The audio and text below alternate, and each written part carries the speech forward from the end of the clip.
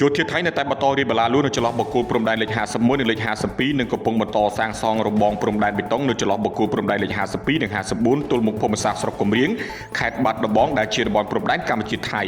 បើយោងតាមការផ្សាយរបស់សារព័ត៌មានថៃខាវស៊ូតកាលពីពេលថ្មីនេះបានបញ្ជាក់ថាគម្រោងនេះចាប់ផ្ដើមតាំងពីចុងខែមេសាឆ្នាំ2026ដោយដំណាក់កាលទី1មានប្រវែង1310ម៉ែត្រស្ថិតនៅចន្លោះបកគោលព្រំដែនលេខ52និងលេខ54ហើយគ្រោងនឹងបន្តពង្រីករហូតដល់បកគោលព្រំដែនលេខ59ភីគីថៃអង្គថារបងនេះត្រូវបានសាងសង់ឡើងដើម្បីពង្រឹងសន្តិសុខព្រំដែនទប់ស្កាត់ការឆ្លងដែនខុសច្បាប់និងការរុះពន្ធហើយការសាងសង់ទាំងអស់ធ្វើឡើងនៅក្នុងដែនអធិបតេយ្យរបស់ប្រទេសថៃទន្ទឹមនឹងនេះភាគីកម្ពុជាបានបន្តតាមដានការវិវត្តនៃរបងព្រំដែនយ៉ាងជិតស្និទ្ធមន្ត្រីកម្ពុជាធ្លាប់បានលើកឡើងថាតំបន់ចន្លោះបកគោលព្រំដែនលេខ52និងលេខ59គឺជាខ្សែបន្ទាត់ព្រំដែនដែលភាគីទាំងពីរបានឯកភាពគ្នាកំណត់រួចហើយតាមរយៈយន្តការព្រំដែន JBC